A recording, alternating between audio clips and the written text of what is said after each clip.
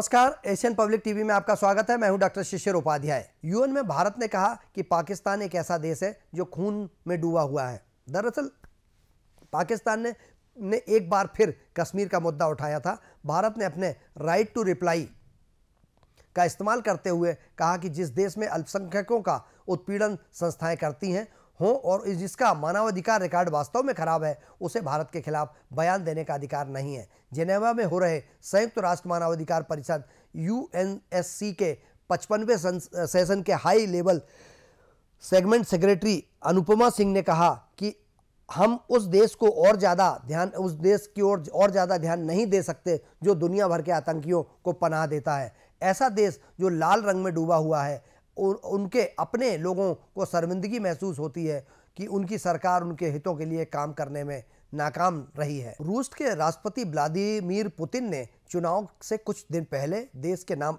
संबोधन दिया। 2 घंटे से ज़्यादा समय चले इस भाषण में उन्होंने कहा कि रूस के बिना विश्व में शांति संभव नहीं है। पश्चिम देश रूस और यूक्रेन दोनों को बर्बाद करना चाहते हैं। हमारे अंदरूनी मामलों में कोई दखल नहीं दे सकता। पुतिन ने कहा, यूक्रेन में हो रहे स्पेशल मिलिट्री ऑपरेशन में हमें जनता का समर्थन मिला। उन्होंने जंग लड़ रहे सैनिकों को हीरो बताया। उन्होंने कहा कि सैनिकों को पूरे देश का समर्थन मिल रहा है। पुतिन जंग में मारे गए सैनिकों के लिए एक पल के लिए मौन भी रहे। पाकिस्तान में 8 फरवरी को हुए आम चुनाव के बाद संसद का पहला सत्र शुरू हो चुका है। सत्र की शुरुआत होते ही पीटीआई समर्थकों ने इमरान के पोस्टर के साथ नारेबाजी की। उन्होंने कहा पाकिस्तान को सिर्फ इमरान ही बचा सकते हैं। इसके बाद सभी सांसदों ने पद की शपथ ली। इस दौरान पीएमएलएन पार्टी के सुप्रीमो नवाज शरीफ, पीएम पद के उम्मीदवार शहबाज शरीफ और पीपीपी पार्टी के चेयरमैन बिलावल भुट्टो मौजूद रहे। नेशनल असेंबली में 1 मार्च को सीक्रेट बैलेट के जरिए सदन में स्पीकर का चुनाव हुआ है।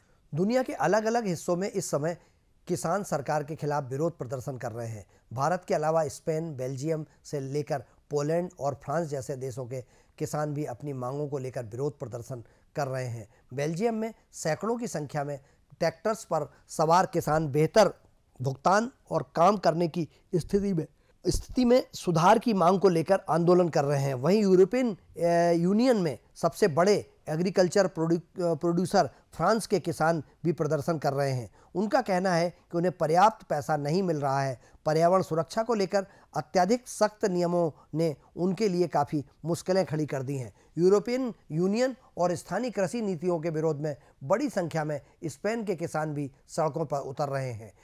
सेंट्रल मैड्रिड में सैकड़ों की संख्या में ट्रैक्टर रैली की थी। वहीं पोलैंड के किसान यूक्रेन से सस्ते फूड इंपोर्ट से पड़ रहे नकारात्मक असर को लेकर अपनी आवाज़ उठा रहे हैं। खबरों का सिलसिला जारी रहेगा।